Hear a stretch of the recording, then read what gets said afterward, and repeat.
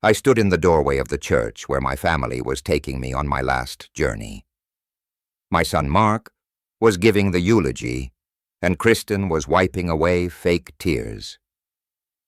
They were celebrating that I was gone, sharing the legacy I had earned with sweat and blood.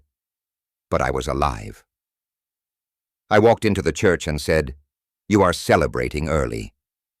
Their faces turned white, as if they had seen a ghost. And that was just the beginning. Before we continue, please subscribe to the channel and let us know where you are listening in the comments. The first thing I felt was pain, a dull ache radiating from my chest, as if someone had parked a truck on my ribs. My eyelids fluttered, heavy as lead, and the world swam into focus, blurred, sterile, wrong. A steady beep pierced the fog in my head, matched by the rhythmic hum of machines. I was in a hospital bed, tangled in tubes and wires, the cold plastic of an four-line biting into my arm. The air smelled of disinfectant, sharp and chemical, stinging my nostrils. I tried to move my fingers, but they twitched weakly like a fish flopping on a dock. Where was I? What happened? I blinked, squinting against the fluorescent light overhead. A crack snaked across the ceiling, jagged like a lightning bolt, frozen in plaster. My throat was dry, my tongue a useless lump. I wanted to call out, but all I managed was a raspy croak. Footsteps approached quick and soft, and a woman's face appeared above me. Brown eyes, graying hair tucked into a bun, a nurse's badge clipped to her scrubs. "Janet," it read. "Mr. Turner, oh my goodness, you're awake." Her voice was bright, almost giddy, like she'd won a prize. "It's a miracle, truly.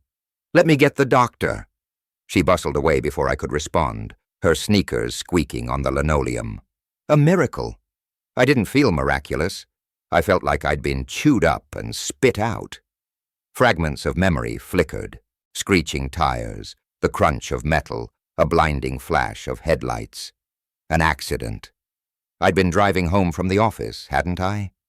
The details slipped away like water through my fingers. I shifted, wincing as pain shot through my ribs. My gaze drifted to the door of the room, heavy and beige, firmly shut. It felt like a wall between me and the world. Janet returned with a man in a white coat, his glasses perched on a thin nose. "Dr. Clark," he introduced himself. His voice clipped, but kind. He checked the monitors, scribbled on a chart, and asked me questions I could barely answer. Name: Ronald Turner. Age: 62. Did I know what year it was? I guess 2025. And he nodded, satisfied. My head throbbed, but I forced myself to focus. "How long?" I croaked, my voice barely audible. "How long was I out?" Dr. Clark hesitated, glancing at Janet. She stepped closer, her smile softening. 2 months, Mr. Turner. You were in a coma after the accident. We weren't sure you'd pull through." 2 months. The words hit like a punch. 2 months of my life gone. I swallowed my throat tight. My family. Did they? I couldn't finish. I didn't need to. Janet's smile faltered and she looked away, fussing with the 4-line. "They've been informed," she said carefully, her tone too gentle, like she was handling glass. "I'm sure they'll be here soon now that you're awake. Informed, not visiting, not waiting by my bedside." My chest tightened. And it wasn't just the pain in my ribs. Mark, my son, my only child. I'd given him everything. His first car, his college tuition, a job at my company when he flunked out of his big plans, and Kristen, his wife, always smiling, that sharp, calculated smile. Where were they? I gripped the bedsheet, my knuckles widening. The door loomed in my peripheral vision, silent and unmoving. No one was coming through it. I closed my eyes, trying to piece together the accident. I remembered the rain-slicked road, the glow of Hartford street lights, the sudden jolt of impact. A truck, maybe. The smell of gasoline, the sound of sirens. My truck, my old Ford, the one Mark always mocked for being ancient. Had he even checked on it? Had he checked on me? "Mr. Turner, you need rest," Dr. Clark said, adjusting a monitor. "Your vitals are stable, but you're still weak.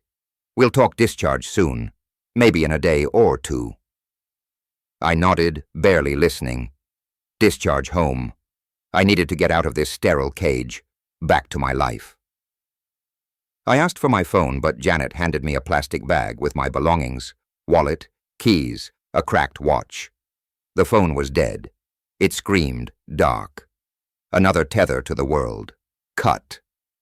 Janet lingered, her hands clasped. "You're lucky to be alive," she said, her voice warm, but tinged with pity. "Not everyone walks away from something like that." Lucky? I didn't feel lucky. I felt abandoned. My gaze drifted back to the door, its handle gleaming faintly under the fluorescent light. Beyond it was Hartford, my city, my home. Beyond it was Mark, Kristen, and whatever they've been doing while I lay here, forgotten. I had to know why they hadn't come. I had to know what they were hiding. "I want to go home," I said, my voice steadier now. "Tomorrow?" Janet frowned, but Dr. Clark nodded. "We'll see how you're doing in the morning. If you're stable, we can arrange it." I lay back, the pillow stiff against my neck. The machines beeped, a relentless reminder of my fragility. I stared at the door, willing it to open, willing Mark to walk through with some excuse, some reason. But it stayed shut, a silent barrier between me and the truth. My hand tightened on the bedsheet, the fabric rough under my fingers. 2 months, and no one came. The thought burned sharp and cold, like a blade in my gut. By the time Janet returned to check my IV, I'd made up my mind. "Call me a taxi tomorrow," I told her, my voice low but firm. "I'm going home." She nodded, her expression unreadable. I turned my head to the window where the first light of a May morning crept through the blinds. Hartford lay out there, its red brick buildings and budding trees waiting for me. So did Mark. So did answers. I closed my eyes, the pain in my chest fading to a dull roar. Whatever waited at home, I'd face it. I had to. The taxi jolted to a stop, and I handed the driver a crumpled 20, my hands trembling from the effort of holding the bill. My legs wobbled as I stepped onto the curb, the spring air of Hartford filling my lungs with a mix of pollen and promise. My house stood before me, a 2-story colonial with red brick and white trim, the kind of place I'd built for a family that no longer seemed to care. The lawn was overgrown, dandelions choking the grass, and the mailbox sagged, stuffed with envelopes that spilled like forgotten secrets. 2 months and no one had bothered to check. I gripped my plastic bag of belongings, wallet, keys, that cracked watch, and shuffled toward the porch. Each step sent a jolt of pain through my knees, a reminder of the coma's toll. The air smelled of lilacs from the neighbor's yard, sweet and mocking against the neglect of my own. I fumbled with the keys, the lock stiff from disuse. The door creaked open, a low groan that echoed in the empty foyer. Inside, dust coated the oak table where we used to eat Sunday dinners. A faint whiff of damp wood hung in the air, and I noticed the cat's bowl in the corner, empty and dry. Where was Rusty? Had Mark even fed him? I set the bag down, my chest tight, not from pain, but from the weight of absence. The living room was untouched, the couch cushion still dented from my last nap before the accident. But the silence was wrong, heavy, like the house was holding its breath. I crossed to the window, pulling back the faded curtains. Sunlight spilled in, illuminating mows of dust that danced like ghosts. My gaze fell on the front door again, its chipped paint a stark contrast to the polished brass handle. It felt like a gate to a life I no longer recognized. I was about to head upstairs when a sharp gasp snapped me back. Across the street, a figure stood frozen on her lawn, a bright yellow scarf fluttering around her neck. Marjorie, my neighbor for 20 years. 20 years stared at me like I was a specter. Her hand clutched her chest, and she took a shaky step forward, her voice trembling. "Ronald Turner, you're alive!" I frowned, stepping onto the porch. "Marge, what's wrong?" "Of course, I'm alive." My voice sounded hoarse, arrow, and used. The grass crunched under my shoes as I crossed the lawn toward her. She shook her head, her eyes wide. "But they said you were dead. They're holding your memorial right now at St. Luke's." Her words hit like a sledgehammer, and I stopped dead, my heart pounding. "Memorial? My memorial? What are you talking about?" I demanded, my voice sharper than I intended. "Who's they?" Marjorie wrung her hands, the scarf slipping to her shoulder. "Mark, your son and Kristen, they organized it, said you didn't make it after the accident." She hesitated, her gaze darting away. "Everyone's there, Ronald. The whole town. The world tilted. Mark, Kristen, my own son, my daughter-in-law, telling the world I was gone." I gripped the porch railing, my knuckles white. The spring breeze felt cold now, cutting through my thin hospital shirt. "They said I was dead." I repeated, my voice low, dangerous. Marjorie nodded, her lips trembling. "I'm so sorry, Ronald. We all thought." She trailed off, tears welling in her eyes. I turned away, my gaze locking on the house. My house, my life, left to rot while they played their game. I thought of Mark, his lazy grin as he asked for just one more loan. Kristen, her eyes glinting when she admired my company's balance sheets. They'd planned this, hadn't they? While I lay in that hospital bed, fighting to breathe, they buried me in their minds, maybe in their hearts. For what? Money? My company? The thought burned, a slow, searing rage that steadied my shaking hands. I looked back at Marjorie, her face pale with shock. "Where's St. Luke's from here?" I asked, though I knew the way. I needed to hear it to anchor myself. "Down Elm Street, 10 minutes walk," she said softly. "Ronald, are you sure you're—" "I'm sure." I cut her off, my voice hard. I turned back to the house, catching my reflection in the foyer mirror as I passed. Gray hair, sunken cheeks, eyes like chipped flint.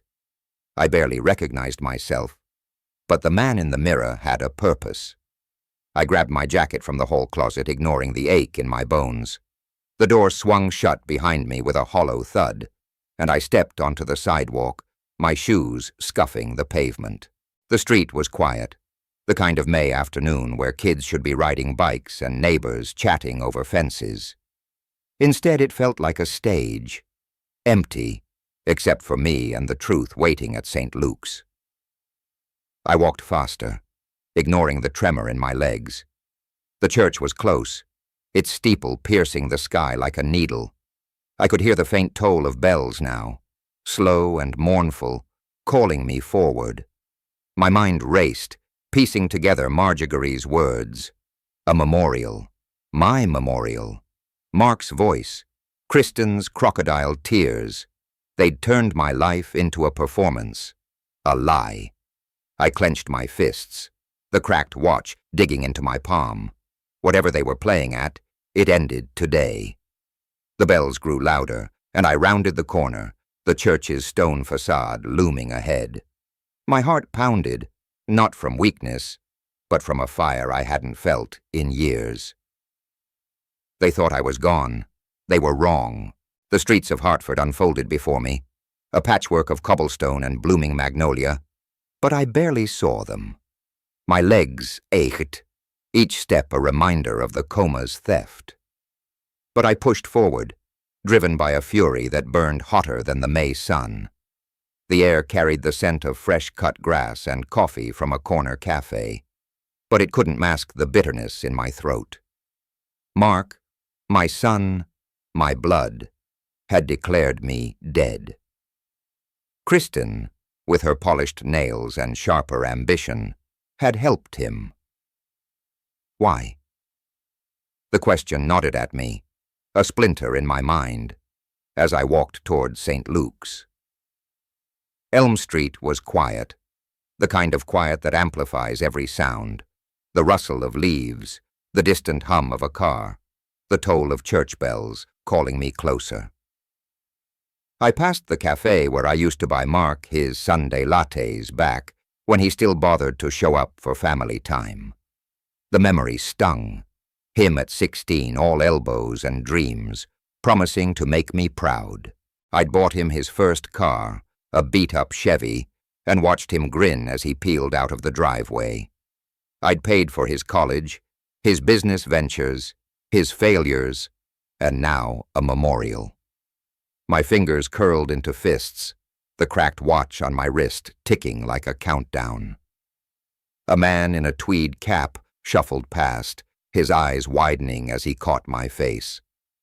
"Ronald Turner," he muttered, half to himself, then hurried away, his cane tapping the sidewalk. I froze, my pulse spiking. Did the whole town think I was a ghost? The thought fueled my steps. The church's steeple now visible above the trees. Its doors, tall and arched, loomed in my mind, a threshold to the truth. I crossed a small park, the same one where I pushed Mark on swings when he was small. Another memory surfaced, unbidden. Mark at 25, slouched in my office asking for a loan.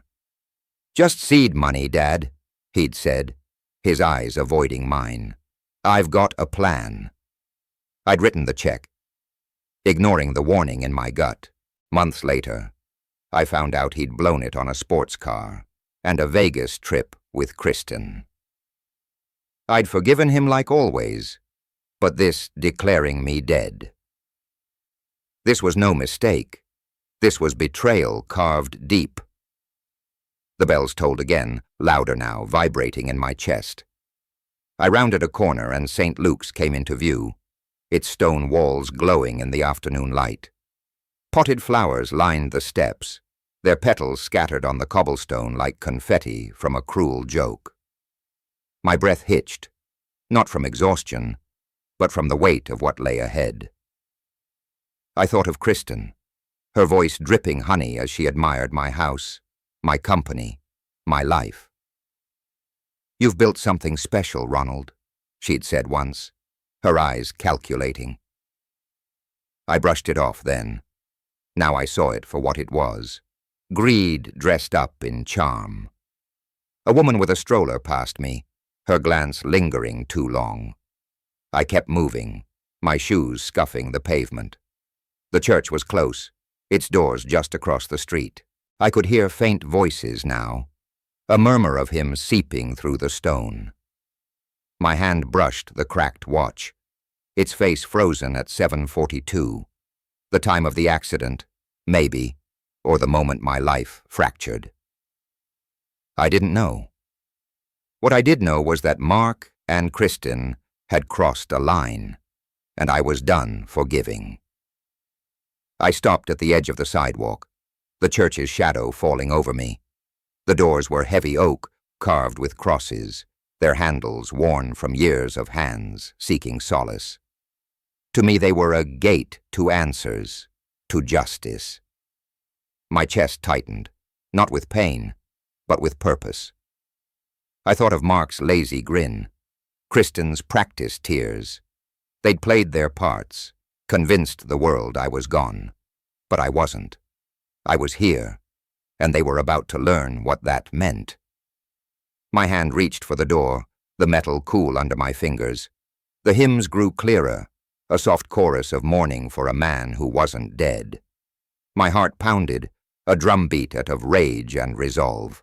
Whatever waited inside, lies, excuses, or something worse, I was ready. I had to be. The bells tolled once more, and I tightened my grip, the door creaking as I began to pull. The heavy oak doors of St. Luke's groaned as I shoved them open, the sound cutting through the soft like a blade. The air inside was thick with the scent of incense and wax, and the flickering glow of candles cast shadows on the Gothic stained glass windows. Rows of pews stretched before me, filled with faces I'd known for years. Neighbors, colleagues, old friends, all frozen mid-note, their eyes wide as I stepped into the light. My silhouette loomed against the spring sunlight streaming through the open doors, and I let the moment hang, my heart pounding with a cold, steady fire. "You're celebrating a bit early, aren't you?" My voice rang out, sharp and deliberate, slicing through the silence. Gasps rippled through the crowd. A woman in a black hat clutched her chest, whispering, "Ghost!" to her husband. An elderly couple near the back stumbled toward the aisle, their footsteps echoing on the hardwood floor. I stood firm, my gaze locked on the front pew where Mark and Kristen sat, their heads snapping toward me like puppets on strings. Mark's face drained of color, his mouth half open as if words had abandoned him. Kristen's hand tightened on her purse, her knuckles white, her perfect makeup doing little to hide the panic in her eyes. The hymeneals trembled in people's hands, and the candles along the altar flickered as a draft swept through the open doors behind me, a fitting symbol of the lie I'd just shattered. I took a step forward, my shoes scuffing the polished floor. The pain in my chest was gone, replaced by a clarity I hadn't felt in months. "Thought I was dead, did you?" I said, my voice low but carrying to every corner. "Funny how quick you moved on." The crowd shifted, whispers buzzing like flies. Mark lurched to his feet. His tie asked, "You," and hurried down the aisle toward me. "Dad, what are you doing here?" he hissed, his voice a mix of fear and fury. He grabbed my arm, his fingers digging in, but I shook him off, my eyes never leaving his. Up close I saw the sweat beating on his forehead, the way his jaw twitched. Guilty. The word burned in my mind. "Dad," I repeated loud enough for the front rows to hear. "You don't get to call me that. Not after this." I gestured to the church, the flowers, the framed photo of me on the altar, smiling, oblivious, taken from last Christmas. "You buried me, Mark. You and her." I nodded toward Kristen, who hadn't moved, her gaze darting like a trapped animal's. Mark's voice dropped, pleading, "Now you don't understand. It was a mistake. Okay, we thought a mistake." I cut him off, my voice rising. 2 months in a coma, and you didn't even visit. But you found time to plan this. I swept my arm toward the pews, the mourers, the lie. "What was it, Mark? The company? The house? My money?" The whispers grew louder, a tide of shock and judgment. Kristen stood smoothing her dress with shaky hands and started toward us, her heels clicking. "Ronald, please," she said, her voice syrupy but strained. "This isn't the place. Let's talk outside." I laughed, a harsh sound that echoed off the stone walls. "Oh, we'll talk, Kristen, but not on your terms." I turned back to Mark, my voice steady as steel. "I gave you everything. Your car, your education, your second chances. And this is how you repay me." Mark's eyes flicked to the crowd, then back to me. "You're making a scene," he muttered, his hand hovering near my elbow again. "Let's go now." I stepped back out of his reach. "No, you don't get to control this. Not anymore." My gaze swept the church, taking in the stunned faces, the half-burned candles, the open doors still swaying slightly in the breeze. The truth was out, raw and ugly, and I felt it settle into me like a foundation. This was just the beginning. Kristen reached us, her smile tight. "Ronald, you're not well. You need rest." Her words were a performance meant for the crowd, but I saw the fear in her eyes, the crack in her perfect facade. "I'm well enough to see what you've done," I said, my voice cold. "And I'm well enough to make sure everyone else sees it, too." I turned to the crowd, raising my voice. "This isn't a memorial. It's a theft, and I'm not dead yet." A murmur of agreement rippled through the pews, and I caught a few nods, a few angry glances at Mark and Kristen. Mark's face reened, and he grabbed my arm again, harder this time. "Enough," he snapped, pulling me toward the doors. I yanked free, my strength surprising even me. "You don't get to decide when it's enough," I said, my voice a low growl. I turned and strode toward the doors, the crowd parting like a sea. The spring air hit me as I stepped outside, the bells tolling once more, slow and heavy. Behind me I heard Kristen's sharp whisper to Mark, the shuffle of feet, the rising tide of voices. "They try to spin this to save face. Let them. I had the truth, and I had time." I started down the church steps, my mind racing. I needed answers, real ones, not their lies. Frank, my old friend and lawyer, would know where to start. He'd always warned me about Mark's spending, about Kristen's ambition. I should have listened. The streets stretched before me, lined with blooming dogwoods, their petals drifting like snow. I clenched my fists, the ache in my chest now a distant echo. Whatever Mark and Kristen were planning, I'd find out, and I'd stop them. The PAB smelled of hops and old wood, the kind of place where Hartford's locals gathered to drown their days in amber light and quiet chatter. I sat at a corner table, the folder from Frank unopened in front of me, its edges worn from my restless fingers. The glass of beer I'd ordered sat untouched, beads of condensation pooling on the scarred tabletop. A crack ran along the wall beside me, jagged like the fault line in my life. I'd come here after the church, needing a place to think, to breathe, away from the whispers and lies. Mark's face, pale, sweating, flashed in my mind, and I gripped the table's edge, steadying the rage that threatened to spill over. The door creaked, and Frank walked in, his gray suit rumpled, his eyes heavy with the weight of bad news. He spotted me and nodded, sliding into the chair across from me with a sigh. "You look like hell, Ron," he said, his voice gruff but kind. He set a thick manila folder on the table, its weight thawing against the wood. Documents, proof maybe of what I'd already begun to suspect. "Didn't sleep," I said, my voice low. "What have you got?" Frank leaned forward, his fingers tapping the folder. "You sure you want to do this now?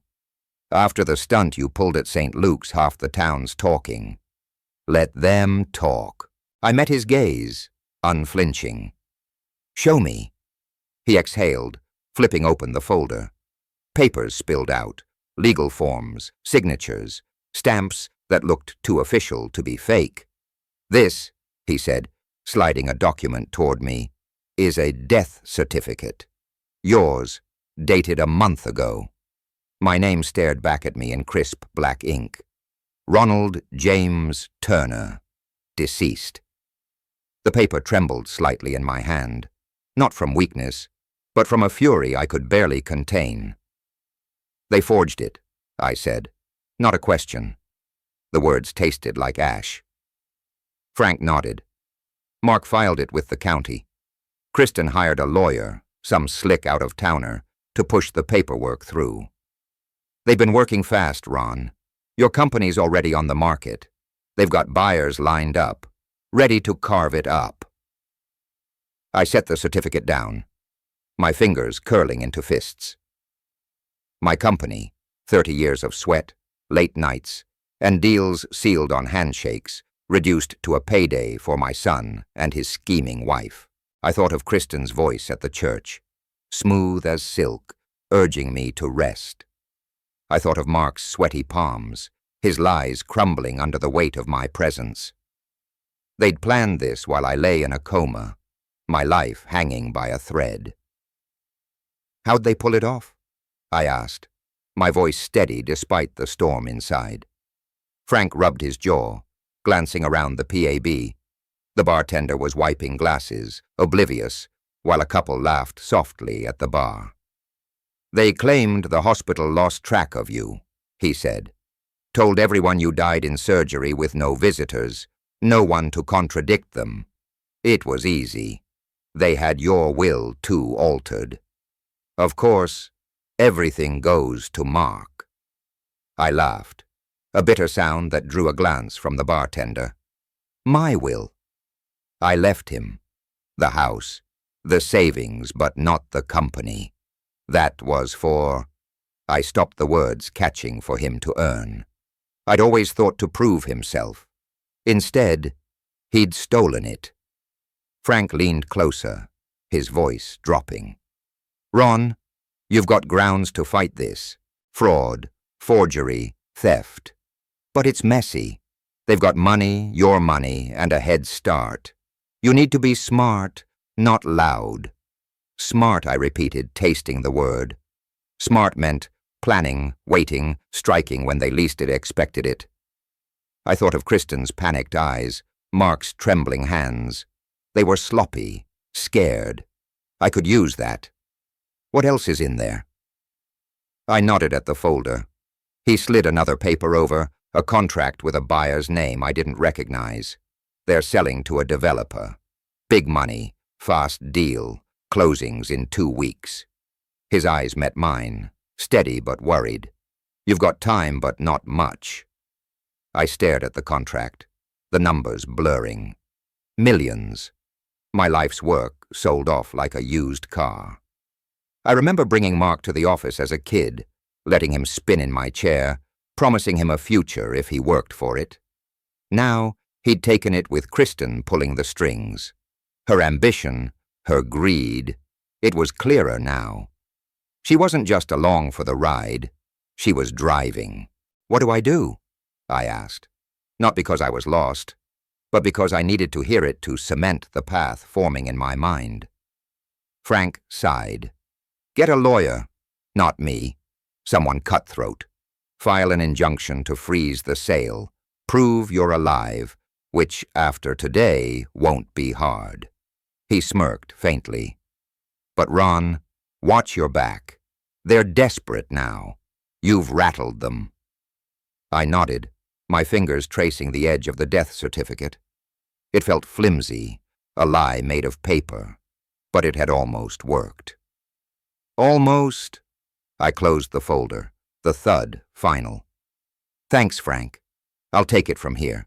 He studied me, his brow furrowed. "Don't do anything stupid, okay? You're not as young as you used to be." I managed a grim smile. Stupid's their game, not mine. I stood, tucking the folder under my arm. The PAB's noise faded as I stepped into the night, the air cool against my skin. Hartford streetlights glowed, casting long shadows on the cobblestone. I walked, the folder heavy in my hands, each step sharpening the plan taking shape in my mind. Mark and Kristen thought they'd won. They were about to learn how wrong they were. The house was too quiet, the kind of silence that presses against your ears until you hear your own heartbeat. I sat at the kitchen table, the folder from Frank opened before me, its papers spread like a map of betrayal. The death certificate, the contract, the forged will. They stared up at me, each one a cut deeper than the lessee. The old clock on the wall ticked, its rhythm steady but mocking, counting seconds I'd almost lost forever. The air smelled of dust and neglect, the curtains heavy with shadows. I ran a finger over the certificate, my name ink like a gravestone. Mark and Kristen had buried me on paper, and I felt the weight of that lie in my bones. I leaned back, my chair creaking. The house felt like a stranger's now, its corners hiding memories I wasn't ready to face. Mark's laughter as a boy, Kristen's polite smiles at family dinners. Had it all been a performance? I thought of her, always watching, always calculating, her eyes lingering on the company's ledgers, the house's deed. She'd wanted this life, not me, not Mark. And Mark, too weak to say no, had followed her lead. The thought tightened my chest, but I pushed it down. No time for pity. Not now. The silence was suffocating, driving me out. I grabbed the folder and my jacket, stepping into the spring night. Hartford streets were alive with the hum of evening. Crickets, distant car horns, the rustle of blooming trees. The PAB wasn't far, the same one I'd met Frank in its neon sign, buzzing like a beacon. I needed noise, people, a place to think without the ghosts of my past whispering in my ear. I pushed through the door, the scent of beer and fried food hitting me like a wave. The bar was half full, locals hunched over drinks, their voices a low murmur. I settled at a table near the back, the folder tucked beside me. A waitress dropped off a coffee, black and steaming, and I cupped it, letting the warmth ground me. My eyes scanned the room, landing on a woman at the bar. 50-ish sharp eyes behind glasses, her fingers flying over a laptop. She glanced up, caught my gaze, and offered a small nod like she knew me. I didn't recognize her, but something about her, maybe the way she carried herself, confident but not flashy, made me pause. She closed her laptop and walked over, her boots soft on the wooden floor. "Ronald Turner, right?" Her voice was warm with a hint of curiosity. "I'm Elaine Harper with the Hartford Chronicle." She slid into the chair across from me, uninvited but not unwelcome. "Heard about your grand entrance at St. Luke's today." I raised an eyebrow, sipping my coffee. "News travels fast." She smiled, a glint in her eye. "Small town, big story. Mind if I ask what happened?" Her tone was casual, but her gaze was sharp, like she could see the folder under my arm and the weight it carried. I hesitated. Trust was a luxury I couldn't afford, not after Mark and Kristen. But Elaine's eyes held no pity, no judgment, just a hunger for truth. I leaned forward, my voice low. "My son and his wife tried to bury me. Literally. They forged my death to sell my company." Her brows lifted, but she didn't flinch. "That's one hell of a family feud." She tapped her fingers on the table, thinking, "You've got proof."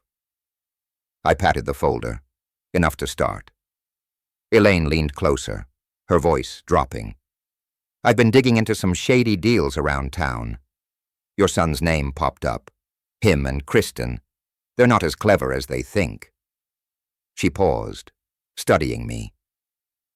"I can help, Ronald. I know people, records, ways to expose this without you getting burned." I sat back, weighing her words. A journalist. Risky, but maybe exactly what I needed. Someone to shine a light on Mark and Kristen's lies, to make them squirm. "Why, help me?" I asked, my tone blunt. "What's in it for you?" She shrugged, a wry smile tugging her lips.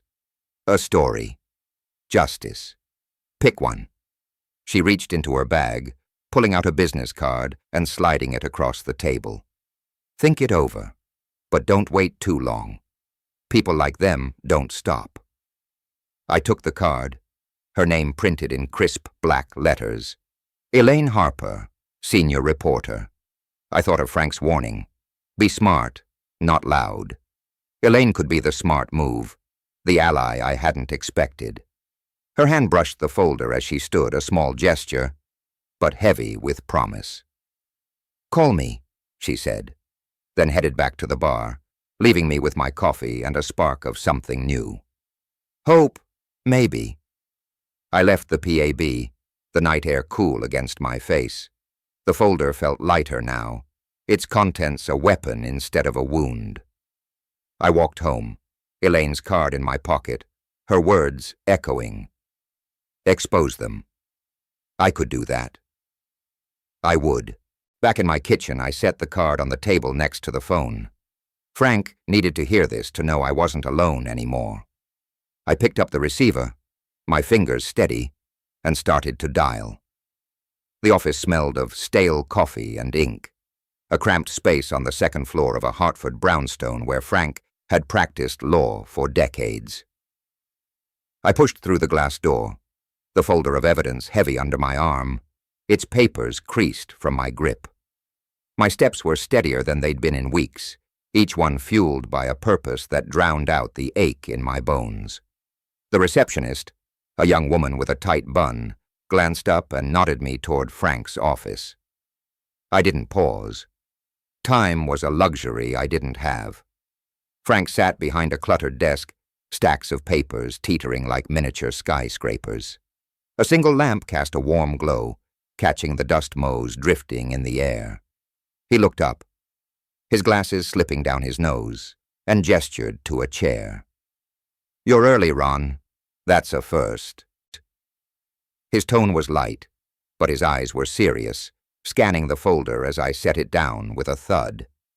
No point waiting, I said, easing into the chair. The leather creaked under me, worn but solid, like the man across the desk. They've had enough of a head start. Frank opened the folder, his fingers flipping through the forged death certificate, the sale contract, the altered will. He let out a low whistle. This is a mess, but it's our mess now. We can file an injunction to freeze the company sale. Prove you're alive, and you've already made a scene about that. And their whole house of cards collapses. He pulled out a legal form, the paper crisp and official. Sign this, and I'll get it to the courthouse by noon. I took the pen he offered, its weight grounding me. The nib scratched against the paper, each stroke a reclaiming of what was mine. My company, my life's work, built from nothing but grit and long nights. I thought of Mark, his lazy grin as he asked for just one more favor. And Kristen, her eyes glinting at the sight of my ledgers. They tried to steal it all. My hand steadied, the signature bold and final. Ronald J. Turner. Not dead, not defeated. Frank gathered the papers, tucking them into a briefcase. This will hit them hard, Ron, but they won't go quietly. Mark's got your money to burn, and Kristen's got ambition to spare. Expect a fight. Let them fight, I said, my voice low, cold. They started this. I'm finishing it. He nodded, a faint smile tugging his lips. That's the Ron I know. Just don't do anything rash. We're playing chess, not checkers. I leaned back, the chair creaking again. Chess. I could do that? I'd built a business by outsmarting competitors, reading people, knowing when to push and when to wait. Mark was sloppy, Kristen paranoid. I'd use that, turn their weaknesses into my moves. The folder sat between us, its contents a weapon now, not a wound. Documents. Frank had called them. To me they were justice, inked and binding. My phone buzzed, the screen lighting up with Mark's name. I stared at it, my pulse quickening. Frank raised an eyebrow. You going to answer that? Might as well. I hit accept, holding the phone to my ear. What do you want, Mark? His voice came through sharp and unsteady. What the hell are you doing, Dad? Freezing the sale. You're ruining everything. The panic was raw, unfiltered, and it sent a grim satisfaction through me. Ruining everything. I echoed my tone, calm, cutting. You buried me, Mark. Forged my death. Tried to sell my company. You don't get to talk about ruin. He sputtered, words tripping over each other. It wasn't like that.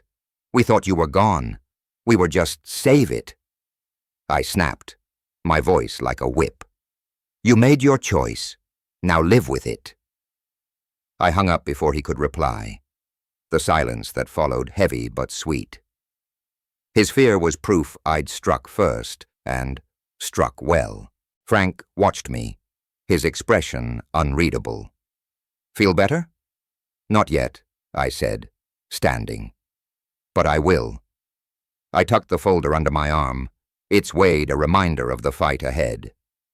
Let me know when the injunction's filed. He nodded, already reaching for his phone. You'll hear from me by tonight. I left the office, the spring air hitting me as I stepped onto the street. Hartford buzzed around me, cars honking, trees budding, life moving on. My phone buzzed again, a text this time. Kristen. I didn't read it. Not yet. Whatever she had to say could wait. I had a plan, allies, a path. The PAB wasn't far, and Elaine would be there, ready to dig deeper. I started walking, the folder secure, my steps firm, despite the tremor in my legs. Mark and Kristen thought they'd outsmarted me. They were about to learn how wrong they were. The PAB was alive with the clink of glasses and the low hum of conversation. The air thick with the scent of fried potatoes and spilled beer. I sat in a corner booth, the wooden table scarred from years of careless hands.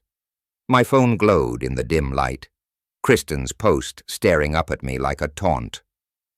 Our family is heartbroken, she'd written, her words dripping with fake tears.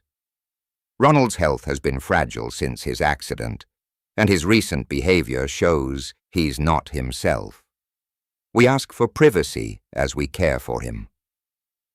A string of sad emojis followed, and the comments, dozens of them, piled on. Poor Kristen, one read. He must be delusional, said another. My fingers tightened around the phone, the plastic creaking. They were painting me as unhinged, a sick old man lashing out. Clever, cruel. I set the phone down, my jaw clenched. The PAB's noise faded to a dull roar as I processed her move. Kristen wasn't just defending herself. She was attacking, trying to discredit me before I could expose her. Mark might have panicked, but Kristen was calculating. Her words, a digital document of slander, meant to bury me again.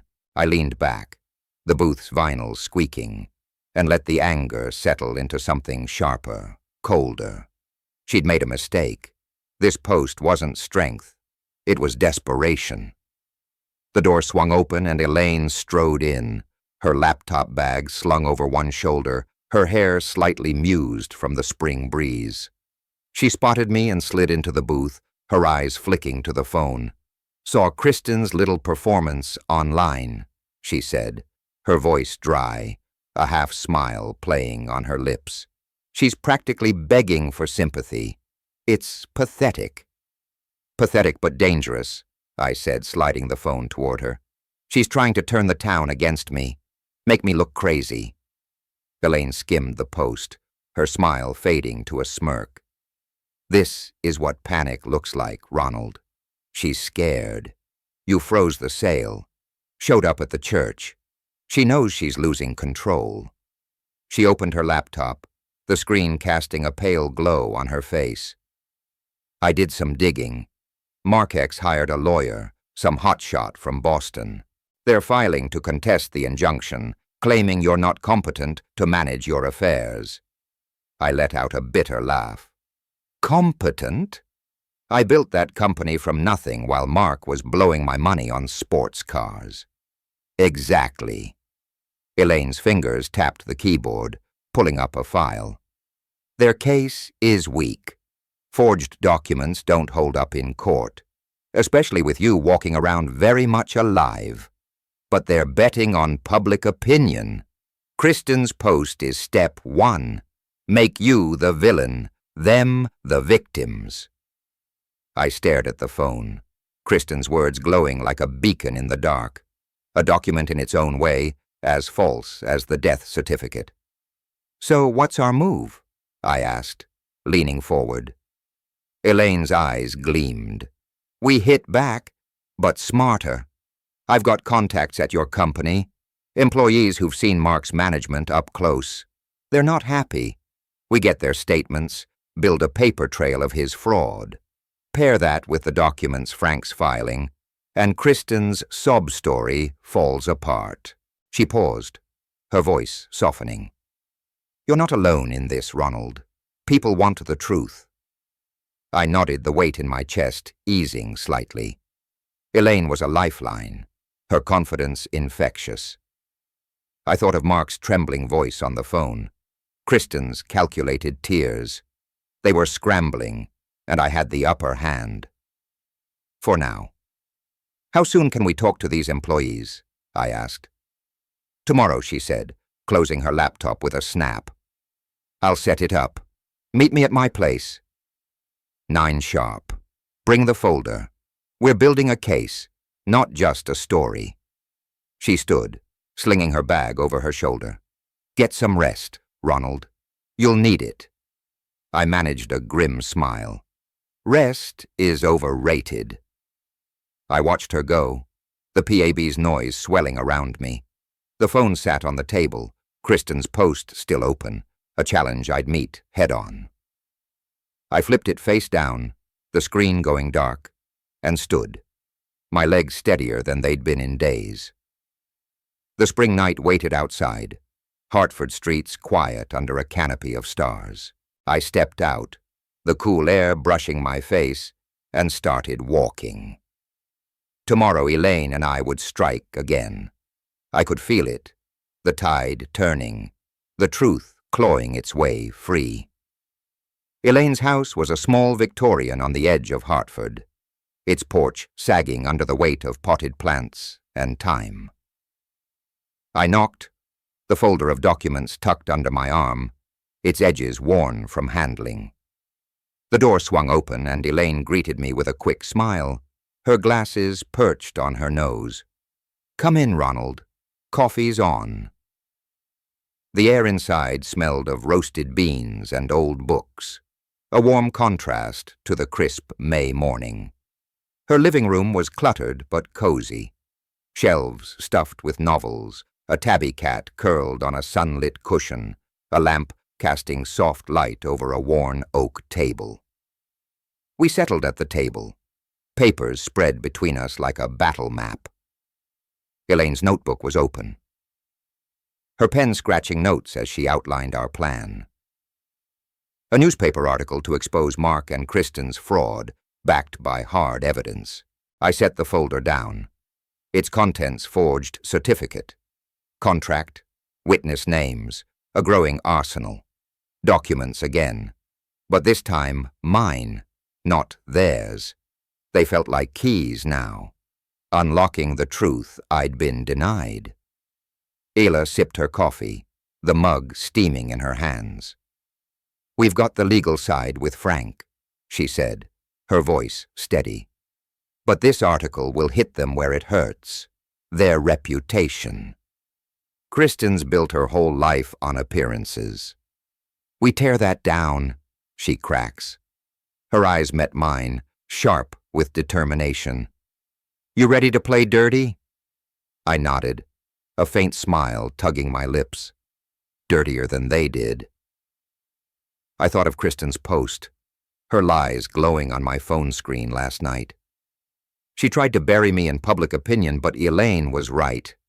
Reputation was her weakness, and we'd exploit it. We started with a call to Joe, a foreman at my company who'd been with me for 20 years. Elaine put her phone on speaker, and Joe's growly voice filled the room. "Mark came in a month ago," he said, his tone heavy with disgust. "Told us you were gone. Said he was taking over. Wanted me to sign off on some sale papers. I refused. Didn't feel right. He got real pushy. Ronald threatened my job." I leaned forward, my hands clenched. "You didn't sign?" "Nope," Joe said. "Told him to shove it. Few others did, too. We knew something was off." He paused, his voice softening. "Glad you're back, boss. We need you."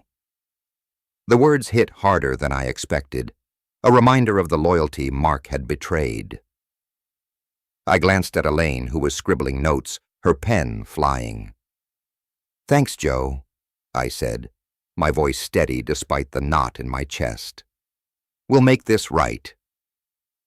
We hung up and Elaine grinned, tapping her notebook. "That's gold, Ronald."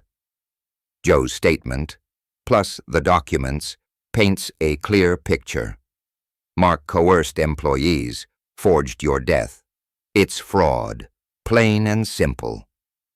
She pulled a letter from the folder, one I hadn't noticed before. It's letterhead from a Boston law firm. Found this in my records. Mark's lawyer sent it to your company, pressuring the board to approve the sale. Sloppy. It's practically an admission. I took the letter. It's paper crisp under my fingers. Another document. Another nail in their coffin. "How'd you get this?" I asked, raising an eyebrow. Elaine winked. "I've got my ways. Let's just say I know people who owe me favors." She leaned back, her coffee mug empty now. "This article's coming together. We've got Joe, the letter, Frank's injunction, one more witness, and we're ready to print."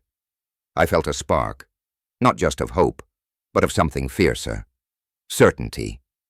Elaine wasn't just an ally. She was a partner, her warmth and wit pulling me from the dark. I thought of Mark's trembling voice, Kristen's panicked post. They were unraveling and we were building. "You're good at this," I said, the words slipping out. She laughed, a sound like bells in the quiet room. "Years of chasing stories, Ronald. You're not so bad yourself. We're a regular detective team." Her cat leapt onto the table, nudging my hand, and I scratched its ears, the normally grounding me.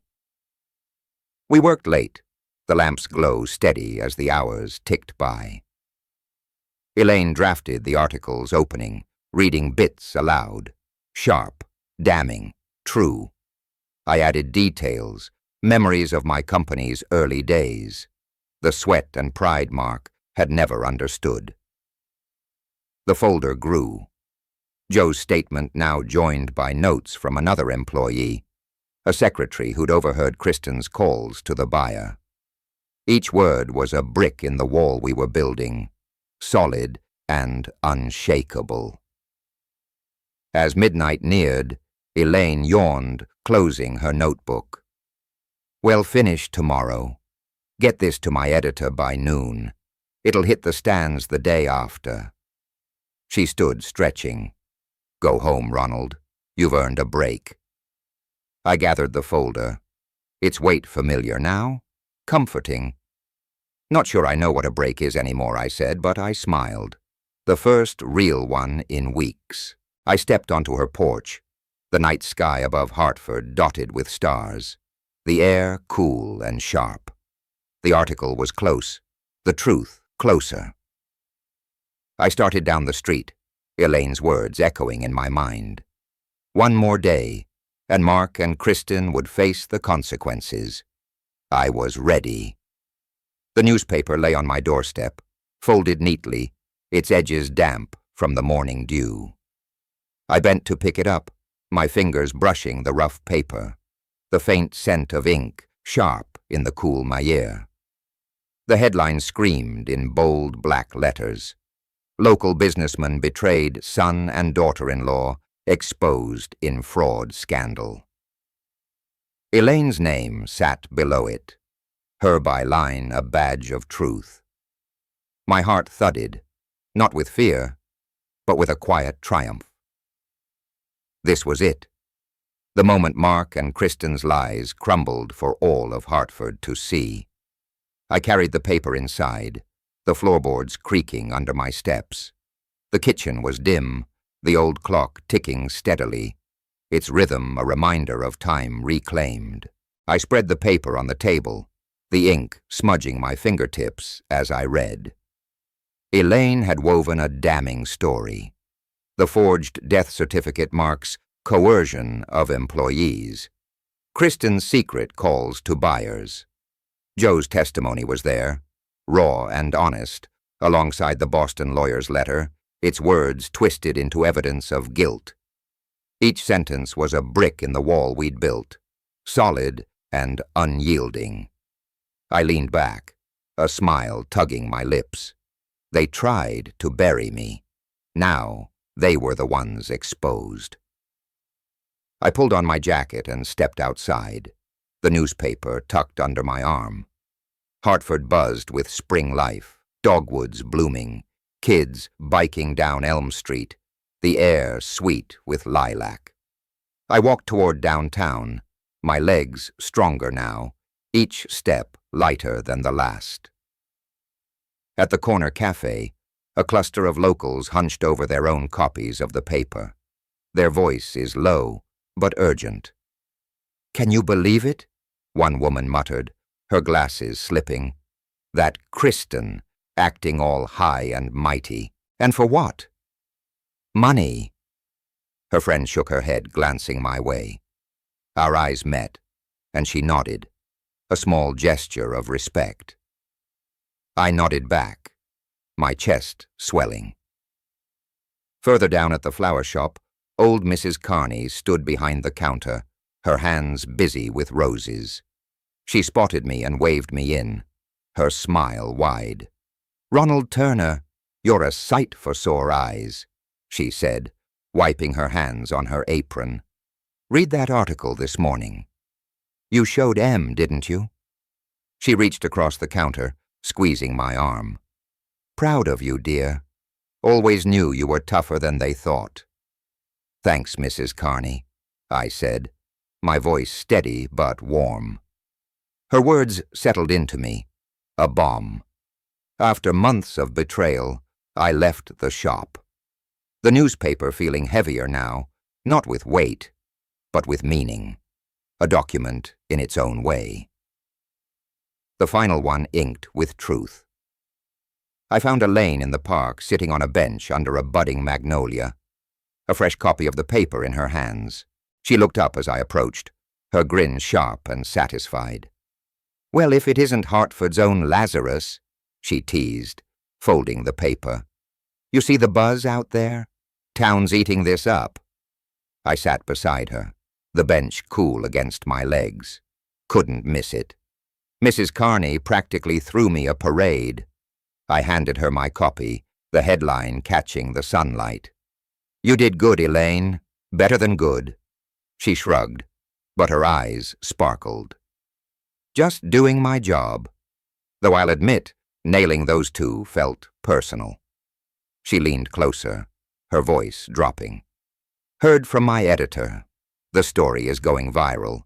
Even the Boston papers might pick it up. Mark and Kristen are done, Ronald. Socially, legally, all of it." I nodded, the weight of her words sinking in. Done. The word felt final, but I knew better.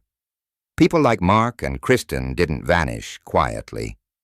I thought of their faces in the church, pale and panicked, and wondered what they were plotting now.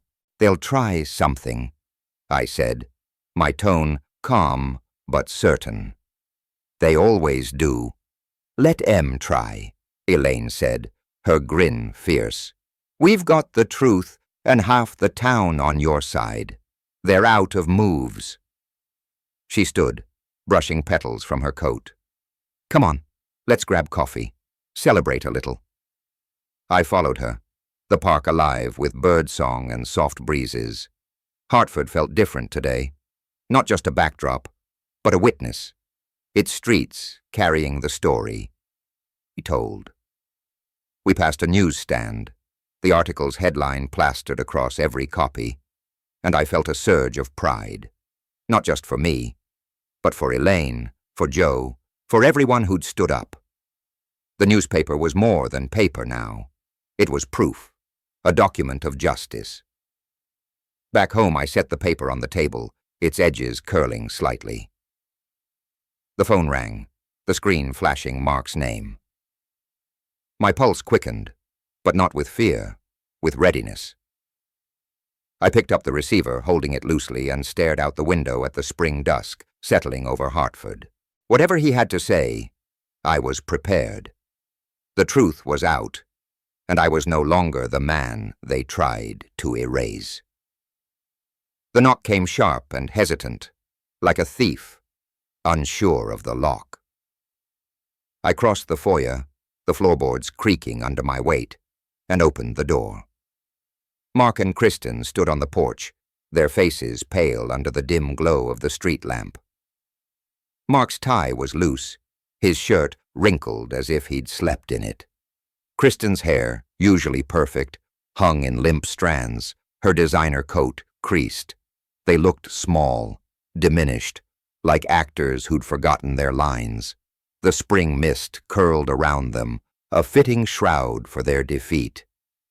"Dad," Mark started, his voice low, cracking. "Can we talk?" His eyes darted to the ground, avoiding mine. Kristen clutched her purse, her knuckles white, her lips pressed into a thin line. I stepped aside, gesturing them in. "Say what you came to say." My tone was cold, steady, a wall they couldn't breach. The door shut behind them with a soft thud. It sounded final, like a chapter closing. The foyer was dim, the air heavy with the scent of damp wood and old memories. A coffee stain on the rug lay like a scar. A reminder of better days I no longer mourned. They shuffled to the living room, stopping near the couch, but not sitting. Mark cleared his throat, his hands fidgeting. "We're sorry, Dad." "Really? It got out of hand. We didn't mean for it to go this far." His words were rehearsed, brittle like glass ready to shatter. Kristen nodded, her voice softer, pleading. "It was a mistake, Ronald. We thought you were gone, and we were just trying to secure the future for all of us." Her eyes flicked to mine, searching for a crack, but found none. Her apology was a performance, and I was no longer her audience. "A mistake," I said, my voice cutting through their excuses. "You forged my death, Kristen. You and Mark sold my company, my life's work, while I was fighting to breathe in a hospital bed. That's not a mistake. That's betrayal." I stepped closer, my gaze locking on Mark's. "You were my son. I gave you everything, and you chose this." Mark flinched, his shoulders hunching. I know. I screwed up.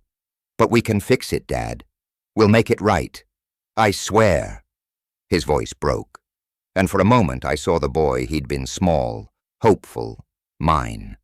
But that boy was gone, buried under years of greed and lies.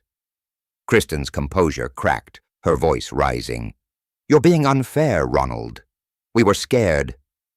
"Okay, and you come back, tearing everything apart, humiliating us in front of the whole town."